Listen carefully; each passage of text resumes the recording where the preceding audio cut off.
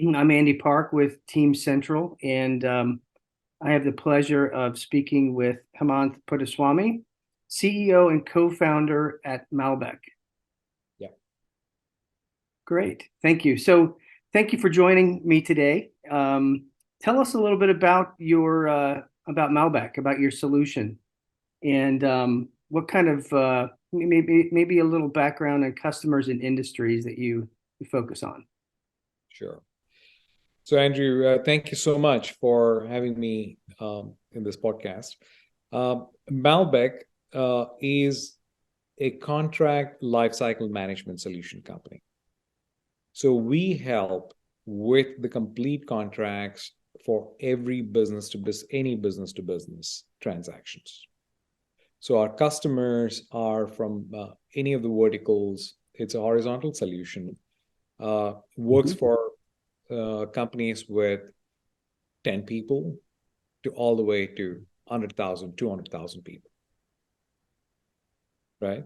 And it's across many industries, from high-tech, manufacturing, services, anyone who has complex contracting needs. So we help the sales and procurement and other users in the company to be able to request the contract, and legal negotiate and review the contract, and finance manage the obligations of the contract. It's a complete life cycle on a single platform.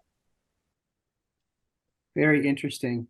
And I look forward to digging into more about Malbek, and specifically why you decided to launch Malbek. And maybe the first question I could ask, though, is why the name?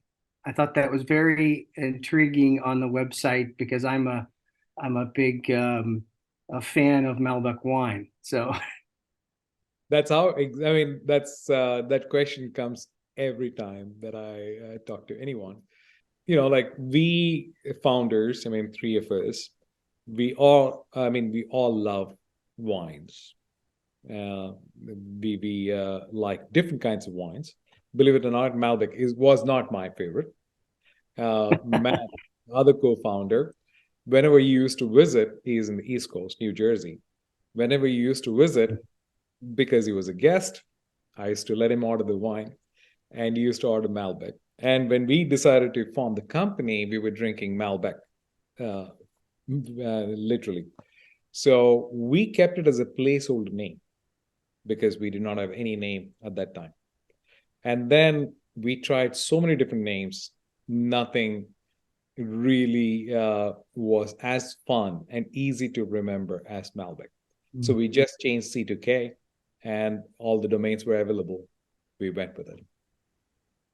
I love the branding and everything on your website. Really ties in well as well. So as you're meeting with your co-founders, what was the inspiration behind Malbec, and why you decided to go down this path? Sure. So there's many years in the making. Like one of the companies that I was CTO, it was a public company. And 3 months after I joined the company, they went through a regular financial audit, and they found so much of inconsistency in the way revenue is recognized. So they had to go from public to private and restate the financials for the last 10 years and look at all the contracts. And we spent about $15 million on that. So it almost broke the company. So that's when the light bulbs went off. Contracts are so important. If not managed well, it can hurt you really bad. But it's not just that. On the positive side, if managed well, it can bring you so much of advantages, so many advantages, including the deal velocity, including the, like reducing the revenue leakage, and also understanding what your commitment is across the business, right? So that was the beginning. That was the time where I started thinking about contracts. And I found out every contract lifecycle management company at that time, about 60-70% of their implementations failed, including Saba, including the company that I was at. where we had purchased a CLM solution and we were not able to implement. So we wanted to build a solution that is easy to implement and easy to configure and easy to adopt at the same time with AI infused across the platform. So hence the Malbek was founded. So you experienced this yourself, and it was a personal a trial for you that you decided to go out and solve. What continues to inspire you to help companies in this way, with your solution? Sure. This industry is still, in my opinion, is its infancy, or at least it's in the toddler stage, right? So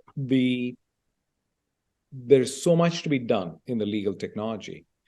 Like you're dealing with the unstructured data, which is the content, the legal content, and the business processes, right? Business processes, the business workflow combined together. And so much can be done with the AI, and so much is done, but still a long way to go. I believe we are just scratching the surface. And 85% of the companies that we talk to do not have a contract lifecycle management. So there is so much of potential in this industry.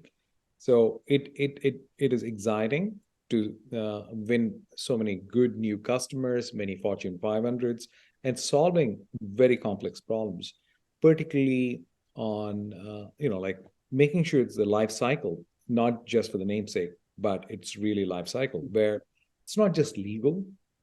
Every stakeholder in the company is able to interact with the contract in an easy fashion and able to take advantage of it. So that's what we do every day. Great. Well, it seems like with so few adopters out there for good contract management solutions, there's a big market for this. But what have you found are the most difficult ways to connect with this audience? To actually take your product to market. What are some of those hurdles that you've experienced to kind of educate and help these companies? Sure. This is an interesting space because typically the legal team is in small companies, it's a legal team of one.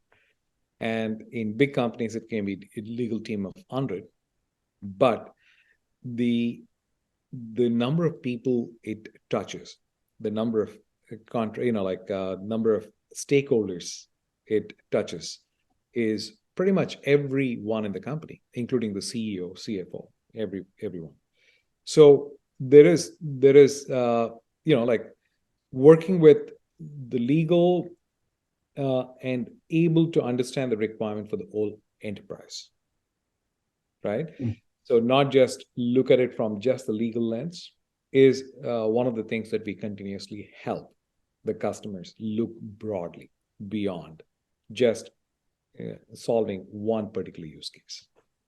And how difficult was it to go through the product market fit analysis to know whether or not you approach small businesses versus large businesses? Was it based on complexity of the contracting that they would do, maybe just a specific industry that had needs that was in pain that you felt could really benefit from Malbek? Help me understand that a little bit. Sure. Like we are very lucky because all three co-founders worked in the previous company, Revitas, which had contract lifecycle management as one of the 8 products, right? And it was focused heavily on life sciences. So it was life sciences industry. And at that time, what we noticed is the demand for contract lifecycle management compared to other products was so high, but yet the company that we were at was very focused on life sciences, right? So this is the only product that was fitting into other. We call it as commercial in general, commercial product. That was again, so the first validation was the pain that I went through in this company, public Mm-hmm. company. And the second validation was when I joined Revitas. After that, the needs, the demand was so high. And the third validation was looking at how difficult it is to implement the existing solutions out there, right? Mm-hmm. So these three, like it was not very difficult, meaning we had a clear vision. We knew how to build it. We knew how to do it again and do it in the right way. And that's what we did. So it's the pedigree that we had that based on many SaaS platforms that we have built, all three co-founders across multiple companies. We brought in the best of those brains together and we built Malbek.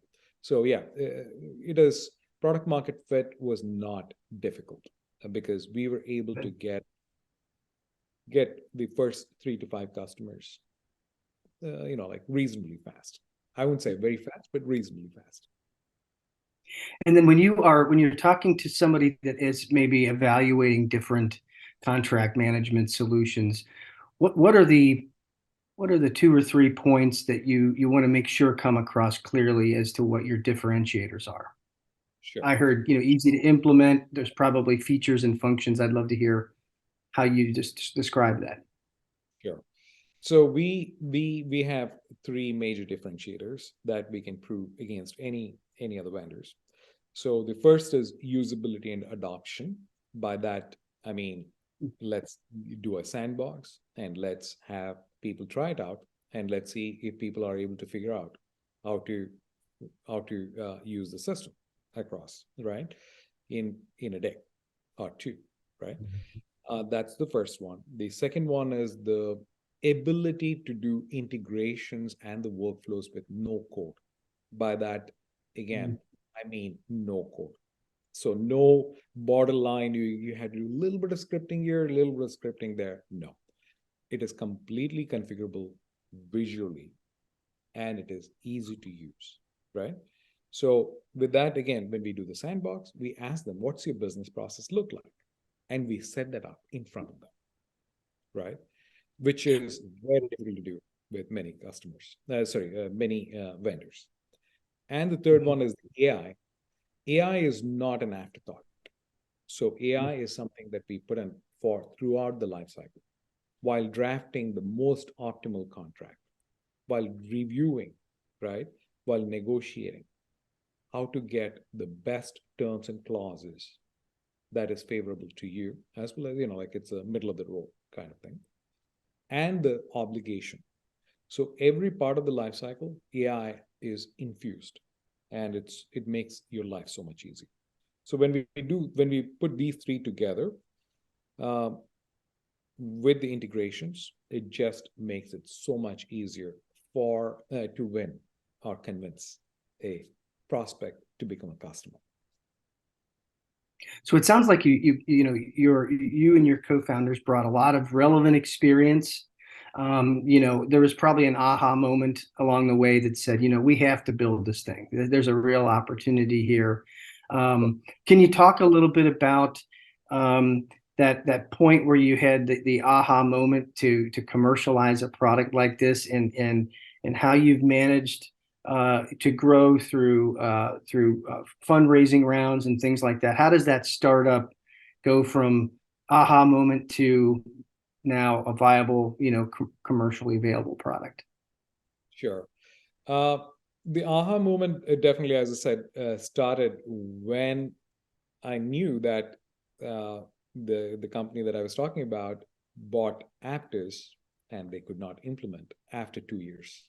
And it was a shelfware sitting there. And then we started doing research, and pretty much 60-70% of the implementations fail. So as I dug deeper, the things were pretty clear. One, those products which are there in the market are not flexible.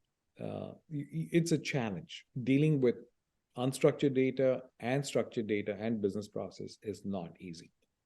So we found the approach that works. And we did it because we experimented in the previous company as well as the current company. And we took customer feedback very seriously, right? Working with the 3 to 5 customers, we designed the system in such a way that, okay, I'm not working for one vertical. It works across multiple verticals. And I did not take a very small customer. I took, like one small, one medium, one large, right? So we took a cross section of this and proved that the product is viable. And until then, we did not take the money. So we did not take the money until we made sure that the customers really give thumbs up, right? And then we went to the seed stage. Very lucky to have Osage, who invested in us. By that time we had we had a decent revenue, decent number of customers, and including 1 or 2 Fortune 500 at that time. And then after that, Wow. the rest is history. Now we have closer to 10 Fortune 500 and many global companies, global deployments. Wow, that's an exciting story. Now, about how long did that process take from that aha moment that you experienced the pain with to today? Has it been 3 years or approximately how long? First 2 years was definitely products focused. It was product focused, and we were like, as I said, like we were building the product, getting the validation, and that took about 2 years. We wanted to make sure everything is solid, and we didn't want to build just for the lower end of the market or just for the higher end of the market. The product should work across the spectrum. So that's about 2 years, and then now we're about 5.5 years, a little more than 5.5 years. Okay. So commercially, about 3.5 years to get to the stage that we are in. So you've matured along the way, and as a product, and when you go and implement the product for the customers, can you give us a flavor for what a typical customer implementation looks like? What the implementation methodology typically consists of? Sure. So on the implementation methodology, first let me give you one part of the answer, and then I'll go to the second. Typically, for small customers, it could be we have done the fastest implementation that we have done is about 2 weeks or a little less than 2 weeks. For small customers. And so the typical time range is about 45 days to 60 days for small customers, because I'll tell you why. I'll address that. And then for the large customers, it could be 3 to 4 months, right? That's the range. So the function of how long will it take is also the function of how long customer can spend with us, right? So we need to work with them to make sure that we gather the requirements and we are able to understand their business processes, all the stakeholders, and put the business process in place. So understanding the requirements is the big chunk of it. We listen and we make sure that we care about the customer. And then setting it up may take a couple of days for small customers, right? But we just want to make sure that we understand the requirements pretty clearly and then implement and then test, train, all those things will take some time. But typically, it's a function of how long the customer can spend time with us to make sure that they're able to iterate with us to make sure the business process is pretty well laid out. Who are the biggest advocates at your customers versus maybe adversaries? People that might resist instituting some controls around this process. I'd love to understand who the key players are, what those roles look like. Sure. No, typically, like any big change management, there will be resistance in the enterprise. But there are times where, so the biggest stakeholders are sales, procurement, legal, and finance, right? There are times where sales may resist, right? Saying, I don't want to change. I don't want any change. Legal, I'm just going to email you. Like I'll tell you where there's an opportunity in Salesforce. I'm going to email you. Please go do everything. Versus going and creating like going to opportunity and one click, go create the contract, right? So initially there will be resistance for the change, but I have seen both sides of the spectrum. So one side is that where, okay, I don't know, there's a new system, I don't want to do it. To the Right. other side of the spectrum where, oh, I'm dealing with so much of pain, I have no idea where the contracts are. Like I request for the contract, it takes 20 days, 25 days, right? And I lost the deal or the deal got moved. So the other side of the spectrum. So we are able to convince the old spectrum to make sure that they're able to use the system from day one, right? Mhm. So the visibility for sales and to control their destiny is one of the cool things that our system provides, right? Before sales just emailing, fine, that makes it easy for you, but you may not be able to close the deal in time. You may not be able to contract in time. And if there are multiple round trips, you have no idea what happened, where it went, where it got lost. So we are able to convince, bring the value, show that value. So all those stakeholders are involved in most of the processes, and we want to make sure that they all bless the system before, like we don't want to sell it to only one department. That's the way we work. Yeah. No, that makes a lot of sense, and I could see that people will resist change where you're trying to introduce controls where there might not have been controls in the past, and it's I think you almost have to go into the conversation knowing that this is for the larger good, as opposed to my own role as a salesperson, for example, or something like that, right? It's better for the whole company. Yeah. But So, what's it what yeah, go ahead. sorry, good. I'm just interested to. I'd love to hear what you would describe as a real customer success story that you're proud of. Quite a number, quite a number.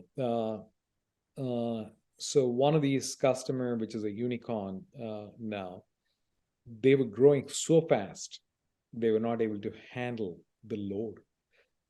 Legal, they couldn't afford to just keep hiring more heads to handle it. And what used to take a week to draft a contract, that we were able to bring it down to a minute, right? So because legal, I mean, it goes into the legal queue and the legal had to go look at, okay, what are your requirements and then do all that. Then it became a self-service for the sales team. So sales were able to answer a few questions and enter a few values. And maybe not even that, just it looks at all the Salesforce, HubSpot, or Dynamics, CRM information, and it automatically builds all the logic to draft the contract, right?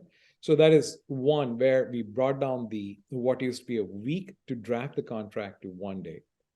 And Fortune 500 company where the negotiation, the whole life cycle, what used to take almost a month on an average for the contract, like on an average, because drafting was difficult, all those things. I mean, getting the negotiation was difficult, getting the approvals was difficult. We are able to bring that down to about 6.5 days or so, less than a week, right? Wow. So 3/4 reduction, or in 1/4 the time. So that's efficiency. And I have many stories like that. And revenue leakage, I believe we would have saved every customer money in identifying which contracts are coming up for renewal, which contracts are auto renewed, and making sure that there are some that you don't want to auto renew, and you do a renewal opt out. So all those things, I mean, we have saved renewal, I mean, so much of money in revenue leaks, avoiding the revenue leaks. So the platform helps all departments, as I said. Yeah, that's very helpful. You mentioned a number of systems just a minute ago. I can imagine that in order to streamline those processes and to reduce the time to set up a contract by 75%. Your solution is interacting with these other systems, and I think you even might have mentioned this focus around low code and ease of integration and things like that. Could you help me understand a little bit about how Malbec talks to those other systems? Sure. So we have about 30 plus integrations out of the box in our integration marketplace. So it's literally drag and drop. So multiple CRMs that I talked about, and about 4 or 5 ERPs, and the what is called the red flag check for the suppliers, right? Mm-hmm. The storage to Dropbox, Google Drive, and many others. So 30, 35 connectors that you can literally drag and drop, and you'll be able to exchange the data, right? So it's Wow. easy. And let's talk about the most important use cases. On the CRM side, you have an account or opportunity or a code, and from that, you want to be able to generate the contract. So Salesforce, as you know, is a very dynamic environment, meaning the sales will keep changing the system. They will add more fields, remove fields, more logic. So our system is able to adapt to the schema changes, any of those changes, literally automatically, right? Wow. It continuously monitors and then looks at all kinds of schema changes, and then it gives you, like guidance on how to act on it on the Malbek side, right? And in some cases, it's completely on the cruise mode. You don't need to touch it. The system will adapt. And on the ERP side, AR and AP automation, right? Accounts receivables Mhm. and account payables automation, which is a pain for many companies, right? So you contracted and you signed a contract. You don't know what is the payment schedule look like, right? If it's a Right. SOW, you have a 7 payment milestones. And what does typically what does finance do? They will take that requirement, they'll take that contract, go to Oracle, go to SAP, and then create PO based on that. And they Mm. create their own PO schedule, and they may make mistakes, and it's a mess. So what we are able to do is, even when you have an Oracle behind the firewall or SAP behind the firewall, we have the connectors with which we can exchange data, and we build the APIs. On the other side, you may have to do the code if you have the behind the firewall, right? So then you will be able to create, let's say, after the contract is signed, it automatically sends you the invoice schedule, builds the purchase order, Mm. manages purchase order line items, and the receipts, every part of the life cycle. Mm. So contracts doesn't end after signing. It's a continuous life cycle. Mm-hmm. So it's not just a solution that provides structure around the contract, but it actually automates, and it sounds like there's some workflow capability in there to help make sure the process is moving from point A to point B. Is that a fair description That based on is, what I heard? that's a completely fair description. So we are a bridge between the CRM and the ERP, and we Mm-hmm. are a seamless bridge between these two. Super interesting. What is where do you think this market is going in the future? Where would you see, what are some new, if you had to predict, where contract management, risk management associated with sales and purchases is going? What's the next big thing that you feel like you're going to have to address and take on with your product? Sure. So as I was saying, contract management is almost at its, like out of infancy, out of infancy or infancy. That's because everyone, most of the vendors, they were looking at contract management as just the legal negotiation, drafting and negotiating the contract, right? Are doing a contract analytics, which is to be able to extract through the AI and able to provide insights. That's where most of the vendors were looking at. In my opinion, the real contract management system is the one with the L, which is the life cycle. So as I said, contract is not a static document. It is a living, breathing life cycle document, right? The commitments for the whole lifetime of the company, right? So it's not like you signed a contract and done. So I believe the next wave is to make sure, which we are doing already, which is to make sure that you build a seamless bridge between the sales to finance. That's one side of the equation. Procurement to finance is the other side of the equation. But making sure that each one of these, like important personas, they live in their environment. So if you're in Salesforce, if you're sales team members, you want to live in Salesforce or HubSpot or Dynamics.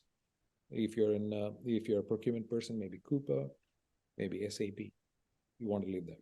And making sure that you build a clear bridge with a platform and continuously monitor the obligations and revenue leaks, the whole life cycle.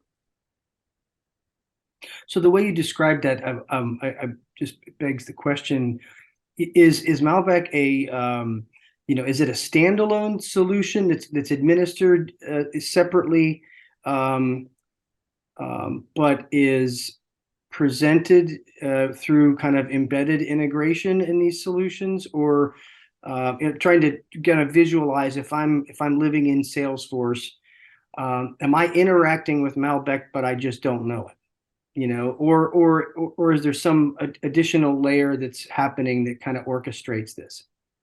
There is definitely additional layer that is orchestrating this, but if you're in Salesforce, yeah, you don't have to know that you're even interacting with Malbek, right? But there are cases where you want to do more advanced cases, you want much more control. Sky's the limit, right? You can do basic things, or you want to do more advanced things. Like, for example, salesperson wants to be able to take an NDA as an example, end to end, with zero legal involvement, right? With zero legal involvement. That means like counterparty as set of asks. Okay, I cannot use Delaware as the governing law. I want New York as the governing law. Just a simple example. And salesperson will be able to switch that language, and you will give controls to salesperson to do their, do set of things within the range, within the framework, which is the pre-approved language, right? Mm-hmm. So as far as sales is concerned, their experience hasn't changed. They live in Salesforce completely. They can take from the creation, from the drafting, all the way to the signature. And after that, the finance team, as far as they're concerned, they're living in Oracle or they're living in SAP. They'll be able to interact. So, but the middle system is definitely Malbek, but there is orchestration that's going on with Malbek. Okay. Yeah, that's very interesting. I know that this idea of embedded integration of solutions is popular, but there's always some administrative business rules engine or something that has to exist, right? That creates that framework where allows me to do certain things and not others. So that's helpful. Thank you for explaining that. I guess I'd like to wrap up by asking you if there's anything else that you feel is important to share about your product, your team. Maybe just give you a kind of open floor here for a minute to share anything you'd like to. Sure. Thank you so much. And like anyone who is interested in knowing about Malbek, more about Malbek is our website is malbek.io, Malbek with K, right? And we it may sound like we are a Series A company, but we have the pedigree of more than a decade. right? In contracts itself. And we have brought in the best of everything that we have learned. And we have implemented so many customers. And as I was quoting in the beginning, 60% of the CLM implementations used to fail. All our implementations, every one of our customer implementations, however complex it can get, with some customers deploying a business process for 250 countries, about 248 countries, every one of them are successful and happy. So that hopefully says something, because we take that very seriously. It's not about just selling and after going into the next account. We always make sure the customer is successful. So yeah, would love to love to have more customers or prospects look at us, and would love to have those conversations. Sounds like a great team and a great product. I really do appreciate your time. And so please, if you're watching this video, reach out to the Malbek team and learn more about what they have going on. It sounds like a really great success story. I'd like to thank Hemanth Puttaswamy, again, who is the CEO and co-founder of Malbek, for joining me today. For more video content from CDO Magazine, please visit cdomagazine.tech. And thank you for your time. Thank you so much, Andrew. Thanks to CDO Magazine. I really enjoyed the conversation.